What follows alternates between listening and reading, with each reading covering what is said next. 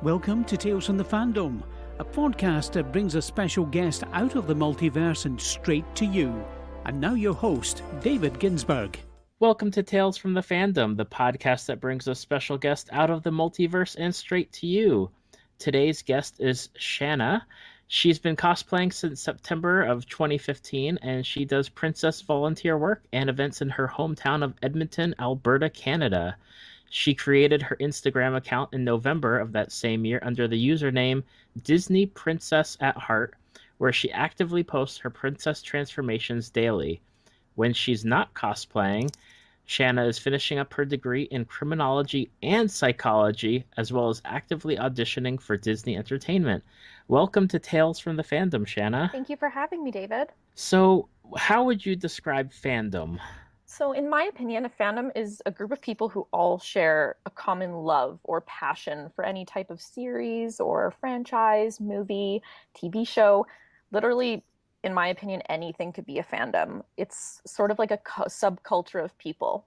When I attended the Calgary Comic-Con earlier this year, there were multiple people there who were cosplaying or had their work on display for different fandoms. Some I knew, some I didn't. The thing that was really great about it is that everyone was enjoying it together. I was cosplaying Ariel, but I had fun posing for photos with people cosplaying Deadpool or anime characters I'd never heard of. I thought it was just really fun to get together with people who have the same level of passion for something as you do, even if it's for a completely different thing. Absolutely. I'm going to ask, and I know the answer to start off with, but what fandoms are you into? Well, as my Instagram name makes quite obvious, my main fandom is Disney.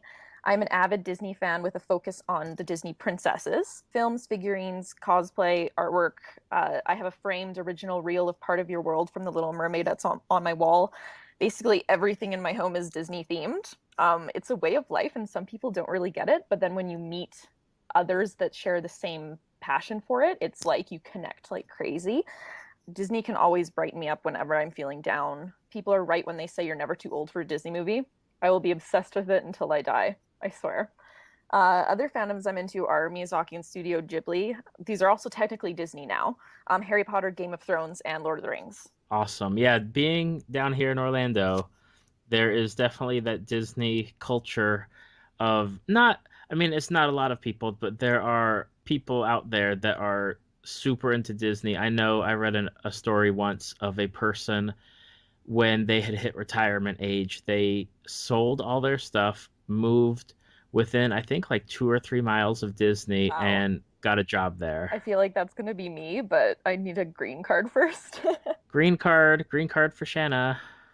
Yep. So you can write a recommendation letter for me. I'm sure there's lots of people who would write a recommendation letter for you because you have a massive Instagram account. Yeah, it's been pretty crazy how it's blown up over the past few months. Did you started it just because you had started doing the Disney princess cosplaying? Yeah, I started doing some events and some volunteer work with a group of girls in my city who also do the same thing.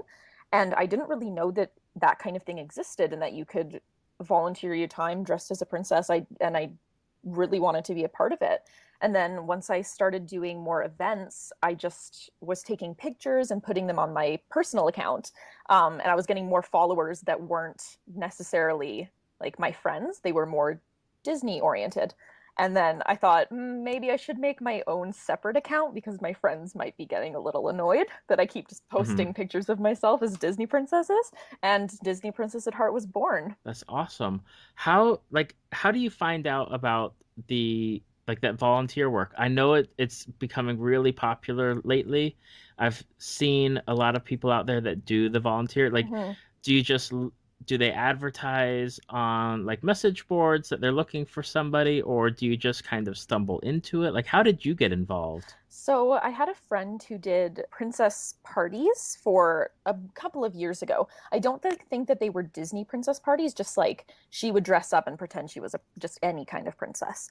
And I was looking for a job that would fill my like weekends as something I could do for fun. So I just searched up like princessing in Edmonton, and all of these organizations come up and they have connections with the news, newspapers, like this children's hospital here. So I decided that I would just email them and try to see if I could get involved. And poof. Yeah, and poof. I just recently, a couple of weeks ago, did an Elsa and Anna event with a friend of mine at the Stollery Children's Hospital, and we had a beach party, and it's going to be on the news and everything next month as a special for the Stollery Hospital, so it should be pretty cool. It was really great giving my time and meeting all the kids. That's really great. I mean, I've definitely noticed that there's two kinds of what it seems to be like the princess parties. There's the ones that are out there, and obviously they're doing it for money because it's a job and people pay to have the princesses or princes or whoever come to the birthday party and it's themed around that. But they also do like then there's the groups where they do that, but then they also dedicate their time to doing like the hospital visits or events around the community where like people that might not have had that chance to go or to have their parents do that, like they get that chance to do something like that, and it's just so impactful in their lives, like beyond words, really. It really is. And when you see like the smiles on the kids' faces, they don't even know you're coming. That was really great when I was at the Stollery. And also I volunteered we had a symphony orchestra performance of Fantasia last August. And this was when I started. And I volunteered as Tinkerbell, and I went with this group of other princesses, and we just walked around the square in downtown Edmonton, and we were just giving out free meet and greets and just interacting with the kids, and it was really had taking free photos, and it was just really fun to interact with them, and they looked so excited. Are you a multi-princess person? Like, do you pull off more than one, or do you specialize in a particular princess? Well, right now I think it's 7 princesses at the moment. The only princess that I don't do is Snow White. And I also don't do Jasmine, Pocahontas, or Tiana for obvious cultural appropriation reasons. But I don't do Snow White because we don't have the right or the same face shape. So Okay. I didn't think that it would really work. I specialize. Ariel is my main character. She's the one who really catapulted my account. And I feel like when people think about me on Instagram, they really think about my Ariel cosplay first. What are the other princesses that you do besides Ariel? I do Elsa and Anna, Aurora from Sleeping Beauty. I do classic Cinderella, who is coming up next weekend. I'm debuting her, so I'm very excited about that. I do live action Cinderella, Rapunzel, Belle, as well as I've done Tinkerbell as well. And I haven't done Merida yet. I'm thinking about doing her. But basically every princess. Okay. Is there a particular favorite? I mean, Ariel was the one that really launched you, but is she your favorite, or do you have a different favorite? Well, my absolute favorite princess would have to be Pocahontas. She is my favorite Disney movie as well, but Ariel is definitely my favorite that I can play. And when you're dressed up, do you imagine yourself as the character, or are you just a person in the costume doing the meet and greet? Oh, no. I am the character. Once I put that wig on, once I put that costume on, I am the character. When I'm Ariel, I'm putting my dingle hopper through my hair. I'm talking about all of my sisters. When I'm Rapunzel, I'm talking about Pascal and Flynn and how I hit him with the frying pan. And then I like to emulate the grace of Aurora, the regality of Elsa, the goofiness of Anna. I just feel like cosplaying is so much more meaningful when you actually just dive into the character that you're playing. And how do you prepare for that? I imagine you've watched the movies more than a casual moviegoer would.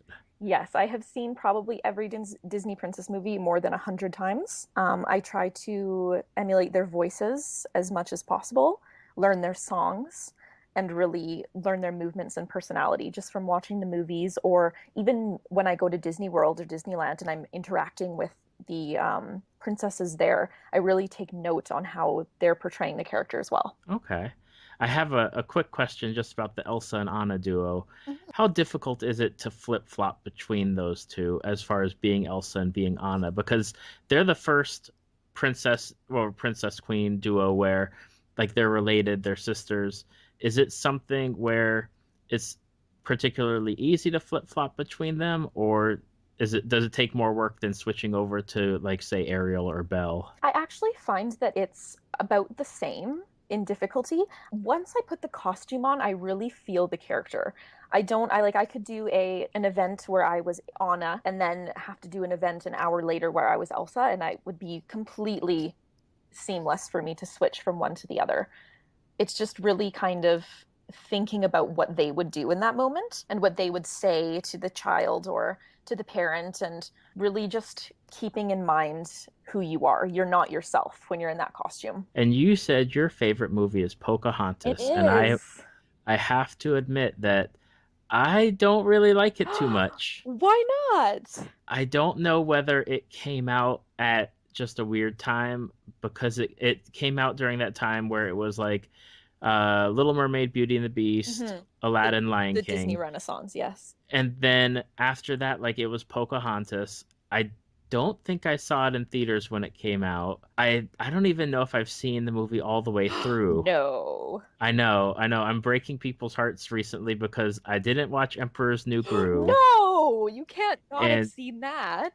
I've not seen that, Oh, and missed it. I've probably not seen a full run through of Pocahontas either. Oh, sad. It's a beautiful movie. Why are you so? Why is Pocahontas your favorite? What stands out amongst? Because I mean, Disney has such the catalog of movies, Hmm. and for Pocahontas to be your favorite, there's got to be something that appeals to you There is. with that movie. There's like a normal reason, and then there's a weird reason why Pocahontas is my favorite. So I'll go with the normal reason first. So I am obsessed with the composer that composed all of the songs from Pocahontas, Stephen Schwartz. He also wrote all of the music and lyrics to Pippin and Wicked on Broadway. Okay. So I've seen Wicked about 8 times. It's my all-time favorite musical. I started off in Broadway before I did in musical theater before I started cosplaying. So that's a huge passion of mine. So I just love the music. I love the songs. The tale I know is inaccurate, but in the movie it's just very beautiful how the racism can be overcome. And I just I loved the cinematography, just the artwork and the animation I thought was great. Also, okay, I'll go into the weird reason. So the second reason I love Pocahontas so much is because when I was little, I had this little Pocahontas mitts and hat set for winter. And one day after school, I was walking home and I slipped on some ice and I fell and I hit my forehead really hard and I blacked out. After I went to the doctor, they told me that they would give me a CAT scan, whatever, but that I had a 50-50 chance of living or dying because Oh my yeah, goodness. because I had a traumatic brain injury. So thankfully, instead of my brain swelling, it swelled out, and I am obviously alive. But I've never forgotten that she was on my head, and they said that that was the only thing that saved my life was that hat I was wearing. Wow. That is I don't even have words for that. Yeah, people are kind of like, what? And I'm like, yeah, that's why I love Pocahontas. So I Wow. feel this like connection to that movie because of that. I feel like she saved my life in a way. Mm-hmm.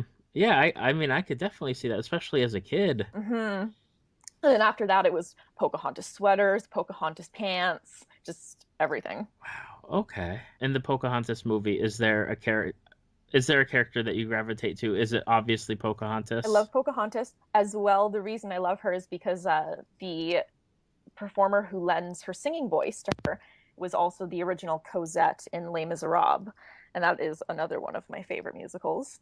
So I definitely gravitate towards her, and I love her raccoon Miko, Okay. stealing all the biscuits from John Smith.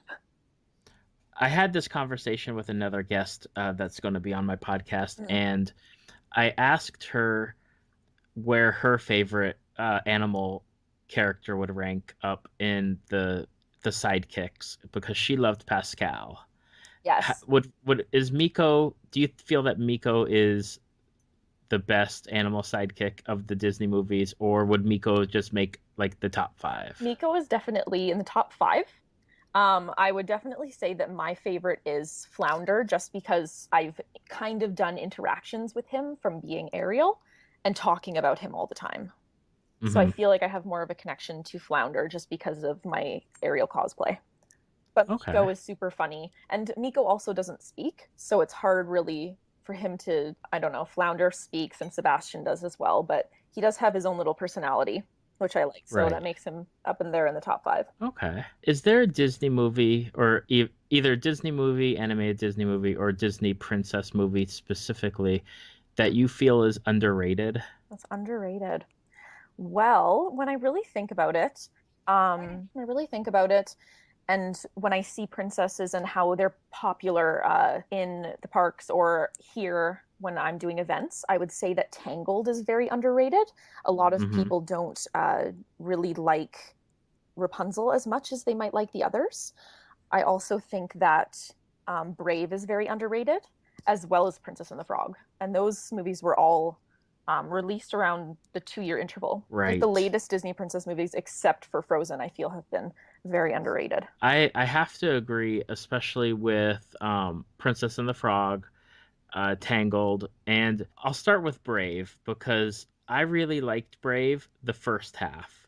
Mhm. And then when her mom and her brothers got changed into bears, it felt like they were doing Brother Bear, Yes, but in a Disney princess movie. yes. And I really wish that they had just stuck with focusing on Merida without the bear storyline. Hmm. I mean I get it, I understand, but I really loved like just digging into her character and her relationship with her family and with her suitors that were going on, and it kind of just threw it all out of whack. And I was like, I really just wanted more like just not bear storyline. Yeah, I agree. I actually tried to watch Brave the first time I watched it, and I couldn't even make it a quarter of the way through. And then I abandoned watching it and just watched it for the first time probably this December. I'm glad that there's someone out there Yeah. that's with me on this, because I mean it really did just throw me, because number one, I liked Brother Bear Mhm. for what it was, but I didn't need to see it again, and I was going into this movie with all the hype that was going on with Merida and the depth that they could have gone with the story and the like all the background, and it just felt so like that they just didn't want to do it, or they took an easy way out. But like I love her character, I just don't love the story that she's in. Yeah, it sucks that they did that. I wasn't really expecting it either. I also think that a flaw of that movie as well was that there weren't any songs. Like there was Right. one but she wasn't singing it. And I think that that's a staple for every Disney princess movie is that there's all of the characters sing songs and Right. there's And not then really a soundtrack for Brave. exactly. I mean, there's the instrumental Yeah, soundtrack, but but not anything that people are going to be gravitating towards, or kids are going to be getting the CD and singing. exactly. There's one song, but like I said, she's not even singing it. So I was kind of thrown off by that. Because Right. I for one, the songs and the singing is my favorite part of any Disney movie. And then with Princess and the Frog, obviously she's the first non-white princess, Hmm. and that I know that there was always talk about that on the internet, which is wonderful and not so wonderful at the same time. And I think the other part with Princess and the Frog is that it's a lot darker than advertised. When I know when we saw it, we saw the trailer and then we went to go see it in the movie theater. I was really surprised by how dark it was. I liked it. I liked the darkness of it. But for kids, I can definitely see where it's not something that would really appeal to them. Yeah, I honestly I loved Princess and the Frog. I love New Orleans. I love New Orleans culture. I didn't I thought it was a little bit dark, but not as dark as movies like Mulan, where she's off to war and hundreds of people are dying, or Pocahontas, where her people are being massacred, Hmm. or The Little Mermaid, where a giant octopus is coming out of the sea and trying to kill Ariel and Eric, or a big beast who keeps a princess locked in a tower. I never really think of it that way. And I don't know whether it's that during those movies I was teenagerish, give or take, and Princess and the Frog I was 30s. Hmm. So I don't know, because I remember my dad used to like he said when Aladdin came out that, oh, the Cave of Wonders is scary. It could scare kids. It I'm like, scared what is me. he talking? What is he talking about? But yeah, I guess I never really thought of it that way with those different like movies. Yeah, and there's also the Lion King, like not to give away any spoilers or anything, but Mufasa dies in front I of think Simba. we're past the spoiler part on this Pretty with much. these movies, yeah. But I think that's it. And I know down here in Orlando, they have a meet and greet with Tiana, and sometimes with Naveen. Though I just saw the latest update that he's been cut. He's no longer doing any more meet and I greets. know because they moved Tiana back into the hall. That yes, they moved her back into the hall, and so the last surviving prince is Aladdin, and he's only in the Epcot part of the Disney World That's so area. sad to me. Oh, you can see Prince Philip and Prince Charming in Festival of Fantasy though. Right, yeah, But you can see meet and them in greets, like yeah. the yeah, definitely like with the meet and greets, Aladdin's the last one It's so standing, and weird to me everyone else is just in the parades or the stage because shows. I would die if I got to meet Prince Eric or Prince Philip. I would die. Absolutely. And I mean, there are those people. I mean, the only other male that's represented is Gaston. I think you can meet Beast as well, but he's You a fur can. character, so it doesn't really Right. count.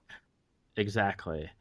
And then with Tangled, I love Tangled. hmm Tangled is one of my favorite movies, and there's a buff. I know before your episode comes out, and I apologize to the listeners who have listened to those episodes when they come out, and when you hear this, is I've spoken about Tangled at length with a few other people, and how much I love it more than Frozen. Oh, me too. And I really wish people had gotten more into Tangled, and I don't know why, Oh, because it's such a great story. I completely agree. I do not like Frozen.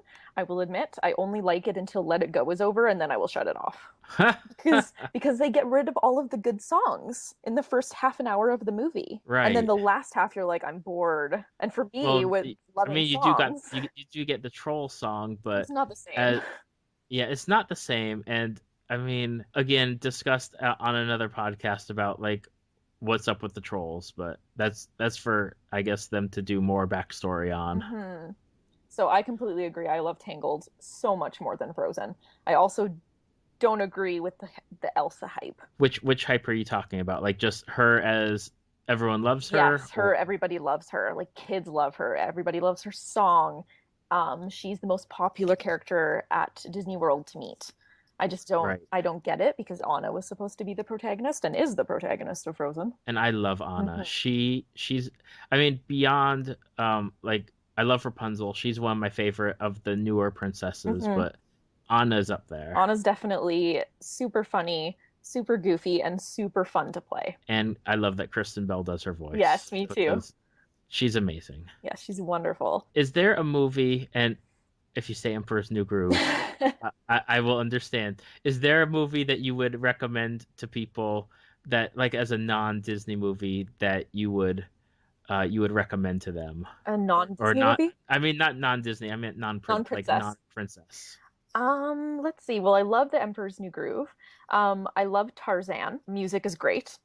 Hmm. Um, Jane is also a character that I would love to cosplay. Hercules, obviously. I loved Ratatouille. I love kitchen movies. That's really weird. Like a really weird. I just love movies about kitchens because I work part-time in a restaurant. So I just love watching Hell's Kitchen or any sort of kitchen show. So Ratatouille is really up there. I'd recommend. I really loved Inside Out. I thought that was great. Hmm. A great newer one. Those are probably the ones that I would recommend the most. I'm going to jump in here because I failed to mention this as maybe a princess that didn't get enough love, and I Mhm. mentioned it on another show. Princess Kida from Atlantis. I have never seen Atlantis. see, see, I get Emperor's New Groove, and you get I know Atlantis. who she is, but I've never seen the movie. I've just Oh seen my her goodness. cosplayed. Oh my goodness. You need to check out Atlantis. People have told me. People have told me that I have to do that, but It's so good. Michael J. Fox, I'll have to get. Leonard Nimoy. Oh my gosh. Okay, yeah, yeah. Atlantis is one of those where I don't think I think it came out at a weird time Mhm. as far as Disney movies go. and it didn't get. I mean, it's really. I can't say it's popular. It's got its own following, It does. and you can definitely find, like, when you talk to the people like me who love Atlantis and can't sing enough praises about it. I mean, the ensemble of characters that's in it for a Disney movie and for what they're doing is just so far off the beaten path of what they had done before and after. Yes. But I remember seeing it come out, but I don't know what year it came out, but I know I was still like a kid. And I think it came out. I was working at Blockbuster when it came out on oh, DVD, Blockbuster. so it had to have been like either 2000, like 99, 2000 is right around that time period, Okay. somewhere around there. Oh, Maybe 2001. 2000, 2000. I was going to say 2001 Yeah. because yeah, Okay, so I was only 10 when that came out. But I don't know, it just didn't have an appeal for me when I saw it on like trailers for it on TV or when I saw it at the movie theater. It just didn't have an appeal, so I never asked my mom to take me. and now many years later, I'm like, Ma, I should watch it. yeah. But I mean, here I am at like 36 and I never watched Emperor's New Groove, and I've had people tell me It's for years to watch it's it. so funny. It's just such a well scripted movie. I don't even have a reason why I didn't watch it. I just never watched it. Yeah, I feel that way about Atlantis. I mean, I watched Hercules and Hunchback of Notre Dame in the movie theater. I could have gone and seen it, I'm sure. Well, yeah, I don't know. It's the same thing with me. Are you looking forward to the Moana? Yes, I am looking forward to Moana. I actually used to spend a lot of my time in Hawaii. So it's very, when I found out about it, I was very excited that they were kind of bringing a Polynesian princess into the mix.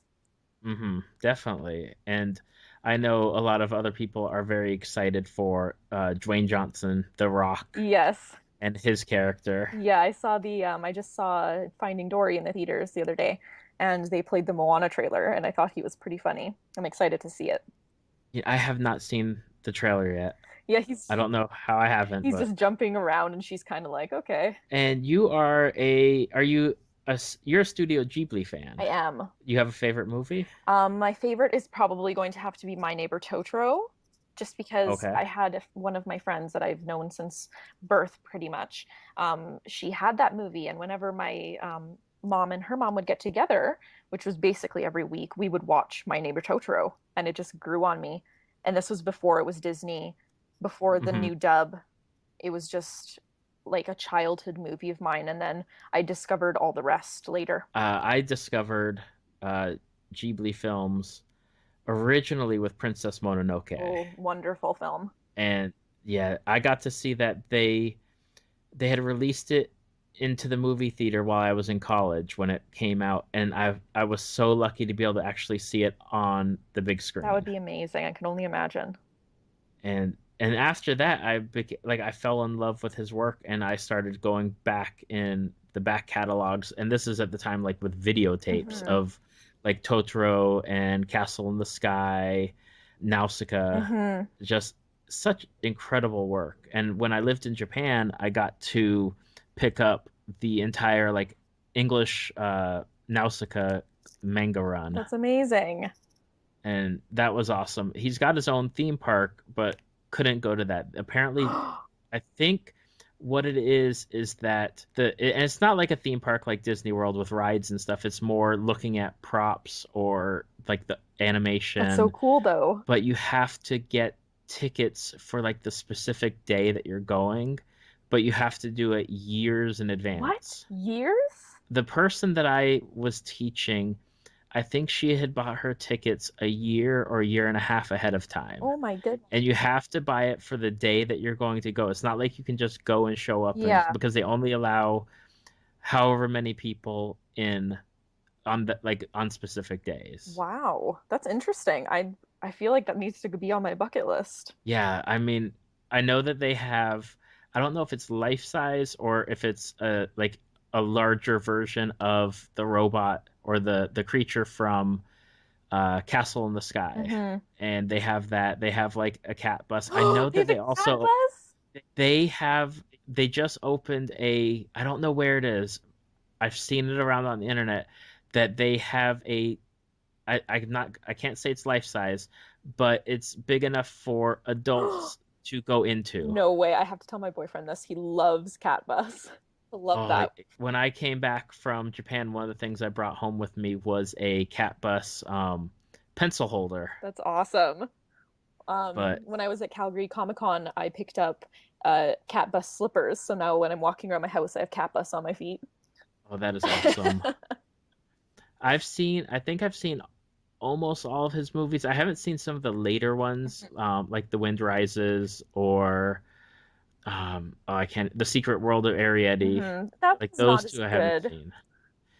I know, I'm not sure if his son or if his understudies had taken over at that I point believe they because had, he's retired now. which is sad, but happens to everybody. Exactly. I thought that Ponyo was okay, but Howl's Moving Castle was a masterpiece. See, I liked the book that it was based off of. I wasn't really too much into the movie, Really? but the book, I think because the book expands more on the story and what's going on in their world. Yeah, they always do. It, yeah, and I know that like that's the constraint, but I really did like of the movies. It's like Mononoke, Nausicaa, which that's another one where it's beautiful.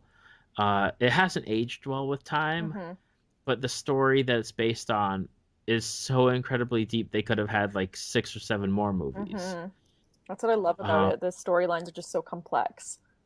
yeah, but Mononoke is probably my favorite of his movies Yeah, that's probably my second favorite behind Totoro. behind Totoro. Now, do you have a favorite of his characters? I know, obviously, like there's Totoro or Cat Bus or any number like San from Princess Mononoke. Hmm. I really like Chihiro from Spirited Away. I Okay. think that her transformation in that movie was just amazing. Just the way she went from being that spoiled little girl to really growing up and setting her parents free. And I really like Kiki from Kiki's Delivery Service. Yes, we just saw that in the movie theater a couple months Oh, ago. wonderful. Yeah, she's really cute. I like her too. I would love to have more. If they, I know that they don't do sequels, but I would love to have like a second Kiki. I would love to cosplay Kiki. I think that would be the cutest thing. Yeah. She's one of the most like no like memorable ones that Mhm. you could point out and say, "Oh, that's Kiki."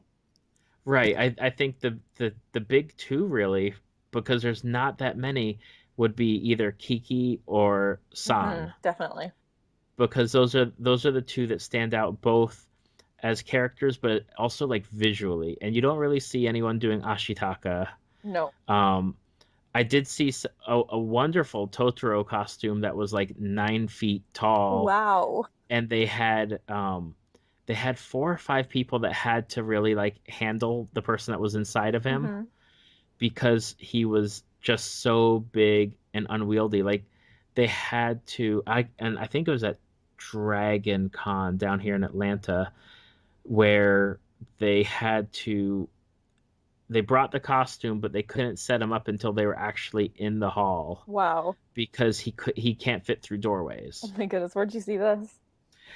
Somewhere on the internet, I'll have to link it on the show notes, but then I'll send you the link when we get off, just so that way you can check it out because they have a whole design. Like the people that did it did a whole step-by-step tutorial on how they made it, hmm and like there's a laundry basket on top and then the way that they had to layer the different like material around him because he's not like an inflatable suit, hmm he's like solidly built, Wow. but he's amazing. Like that character is probably the most recognizable of the non-human characters. Definitely.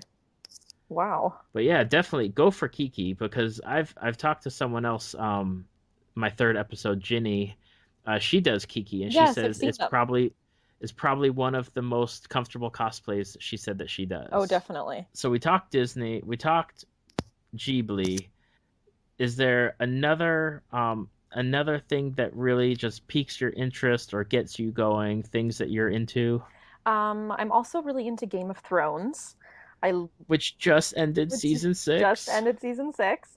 I read the books as well as watched the television show, obviously. And there's a bunch of female characters that I would love to cosplay from Game of Thrones. I would love to do Daenerys. I think that she would be my first that I would do, as well as Marjorie Tyrell.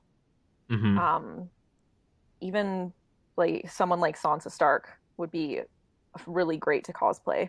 I love that show so much, and I just think it's full of strong women. Which house do you represent? Targaryen. If Targaryen. not Okay. Targaryen, Stark. That I've heard that a lot. I mean, I have friends that are very much Martell or uh, Tyrell. Like those two are the other two that I get a lot. Mm-hmm. But beyond like Stark and Targaryen, I'm definitely Stark. Yeah, Like I'm hoping that Jon Snow and Daenerys get married because then I can be both at the same time. I just saw a shirt on my Facebook feed is one of those like ads where they advertise different like shirts and fandoms, like fandom Hmm. shirts, and it had Jon Snow and it said Starkarian, and it had like fire and ice is coming or something like that. That's a catchy motto for a house.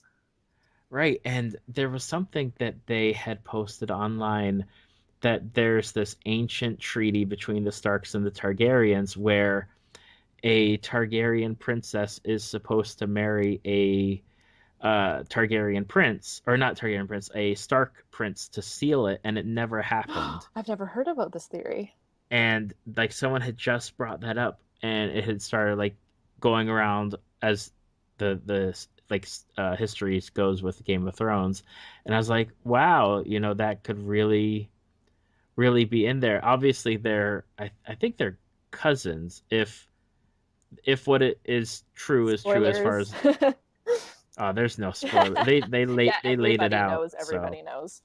right. So I mean, but again, Targaryens marry as they had previously. Their relationships. Exactly, to keep the bloodlines pure. Do you have a favorite character? It's definitely Daenerys or Arya. Okay. And who would you say is underrated? Like, do you feel that there's a character that's overlooked or that you think really just people have misunderstood or need to like really get into? I feel like that person for me was Sansa Stark in the first Hmm. 4 seasons. I think that people really kind of thought that she was annoying, and they didn't really, because I know that I did, and they didn't really see how strong she was and how much pain and like agony she was going through while she was in King's Landing. So I thought that it was great in these past few seasons that she's really come into her own, and obviously she killed the person everybody hated. Hmm. So I think that she's getting up there to really being appreciated for who she is. Absolutely. I mean, you and I have both read the books, and you at the book point, nothing what happened in this season has happened yet. Exactly, because he hasn't finished the book. But Right. Yeah. my mom and I in the first season, she's read them too, and she said, "I have a theory that Jon Snow is the son of Lyanna and Rhaegar." And I was like, "That Hmm. makes a lot of sense." And this was probably about 3 years ago, and here comes the season, and it's true. Yeah. I mean, I know that George R. R. Martin, had discussed basically how his books are going to end with the showrunners Hmm. in case something had happened to him and Yeah. his books don't get finished. Yes, we need to know what happens. Yeah, I'd really like to know, and I can't. It's so hard to just wait for these books to come out Hmm. because by the time the next 2 seasons are done, I think we're still going to be waiting for the last book. I think so too. My money is that Daenerys comes to Westeros and her and Jon Snow get married and then they rule. That's How my theory. what do you feel about the? Because I haven't had really anyone to talk to about this. How do you feel about the other Targaryen? Do you buy into him being a Targaryen Who? in the book? He sails with the sail swords, and they land, and they keep saying that he's a Targaryen, and a lot of people don't believe it. I can't remember his name for the life of me. Yeah, I'm a little spotty as well, but Okay. I'm pretty like, well, there isn't technically just one Targaryen left because of Jon and because of Right. the old man at the wall as well. Right. But I think that Daenerys is as close as it gets. Daenerys and Oh, Jon. and you want them to be on the Iron Throne at the Yes. end. At it, so the show's over, or the books have finished, and Westeros is under the rule of Jon and Yes, Daenerys. that is the ideal situation. I've always been Daenerys first. Ever since I saw her in the first season, I've just been drawn to the Targaryens. I think they're an awesome house. Moving from Game of Thrones, we'll touch on something that you said you love, and I wrote it down so that way we could circle back to it. Is Broadway? Yes, Broadway. Was that your first besides Disney? Was Broadway something like that you gravitated towards because of it, or talk to me about Broadway? Okay. So I've been watching Disney movies since I was little, like most people in the Western world do. But my mom took me to see Les Mis when I was 7, and I fell in love with it, completely fell in love with it. And I just wanted to be like, I wanted to play Eponine when I was older. I wanted to be her very badly. So I begged my mom to put me in singing lessons because of this show. And the first Hmm. song I sang was Little Cosette's Castle on a Cloud. I also sang Part of Your World. That was one of my first as well. And I just sang show tunes growing up, seeing shows whenever I could. In high school, I was in the musical theater program. And then after I graduated high school, I attended a musical theater conservatory in Toronto called Randolph Academy for the Performing Arts. I unfortunately didn't make it through the program just because I wasn't excelling very much in dance. That wasn't Hmm. something that I had focused on growing up, so I had a disadvantage there. So I ended up just moving home and taking a degree course instead and doing it more as a hobby. But I see probably every show that I can. I still take singing lessons. I'm a classically trained soprano, and Broadway is definitely something very, very dear to my heart. Do you have a favorite show in particular? Wicked. Is there Wicked? Yes. I think I said I've seen it 8 times. That is a lot of times. Hmm. Does it come on tour frequently to Edmonton? I've seen it 3 times in Edmonton. I've seen it on Broadway, the West End in London, in New Orleans, and I've also seen it twice in Toronto. You are a world traveler. And what is it about Wicked? I'll go back to the Stephen Schwartz again, who did the lyrics for Pocahontas. I Hmm. thought that his arrangements were amazing. I thought that the songs were catchy, they were funny, they were heartfelt. The characters were really well developed. The first time I saw Wicked, Glinda, the Good Witch, automatically became my dream role and still is to this day. I love. I thought that it's an epic musical. It's not a musical where they just come on with a few props. It's an epic musical with these beautiful sets and beautiful costumes, beautiful songs, and great dialogue. And it's just it goes. It might be a 3 hour musical, but it goes by in seconds for me. I have yet to see it. Uh, One day, One day you should. It's very good. one day, just like Hamilton, I because haven't seen Hamilton I, yet. I have not been bitten by the Hamilton craze that all of my friends have, where they've listened to the soundtrack repeatedly and can quote it. And Well, I'm with you. I haven't really heard any of the songs. I'm more of a classic musical girl. okay, Wicked is a the only new musicals I'm really into are Wicked, Legally Blonde, and Spring Awakening. All of my other favorite musicals are 1980s and earlier. right. The only one I've seen, I mean, I've seen two Broadway shows. The first one was Phantom of the Opera, Oh, which I've seen twice, amazing. and then Avenue Q, which is not your typical Broadway show. Well, it won Best Musical over Wicked. Oh, did it? Yeah, at the Tonys. Oh my goodness. So I I've did heard not it's know good, that. but I haven't seen it. It is good. It definitely takes a certain type of humor, Oh though. yeah, so does the Book of Mormon though. I've heard. I haven't seen It's that either. I was laughing the entire time. I thought I was gonna Well, I'm die. again, I'm glad you were not dead from laughter on that one. Definitely a good one. That's awesome. So what is coming up for you now? Because as people, if they follow you on Instagram, and if not, they need to, and we'll get back to your Instagram name in a second. Hmm. What is coming up for you now that you have come back from Dublin to back to Canada? Well, I'm still waiting to hear from the cruise audition because I did do a pit stop in New York after Dublin and attended a cruise audition there. So, Okay. and I, And just for everyone that's listening, because we had talked about this before, mhm. um, you auditioned you are auditioning for Disney princess roles Disney Entertainment, they like to or call it, Disney yes. Entertainment. Okay, Yes, I'm auditioning for Disney Entertainment at any international park I can. right. So Dublin, pit stop in New York. So I got through that audition, so it's basically just a waiting game to see if I get a call, but like I said earlier, it could be up to 6 months. Okay. Right now I have my eye on a Tokyo lookalike audition that is Mm-hmm. happening in Orlando in September. So I might be attending that, or I might save up my money again to go to another Disneyland Paris audition in Europe.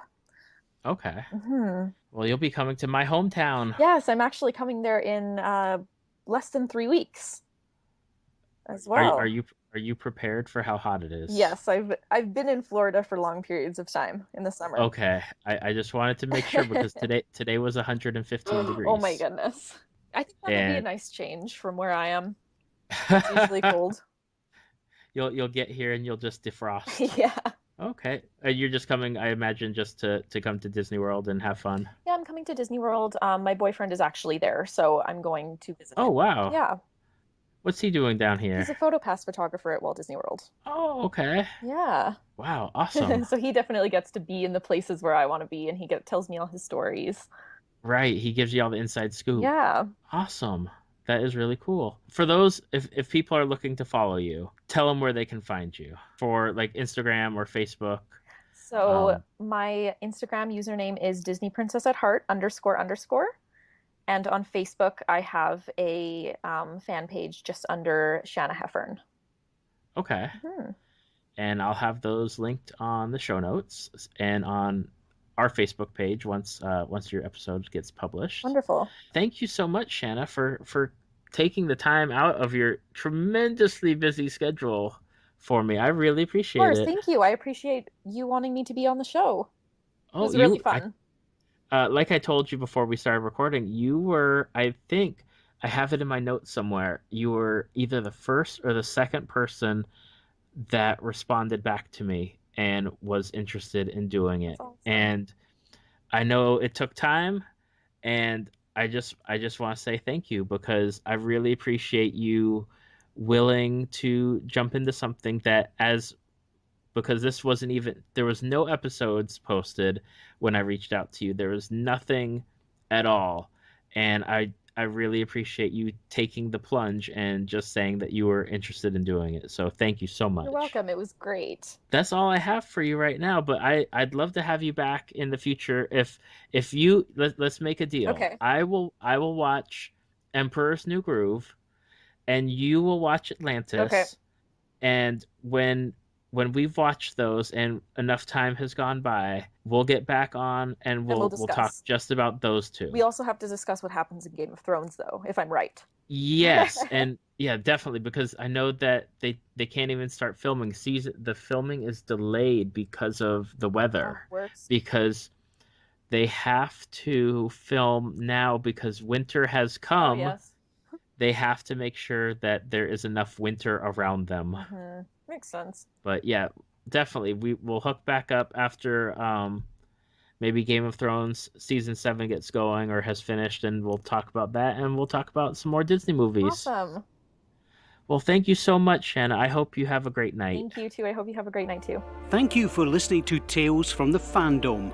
Subscribe to us on iTunes or your podcast app of choice. Follow us on Facebook at www.facebook.com/Tales from the Fandom to see photos, links, leave feedback, and check out upcoming guests. If you'd like to be a guest, email David at talesfromthefandom@gmail.com.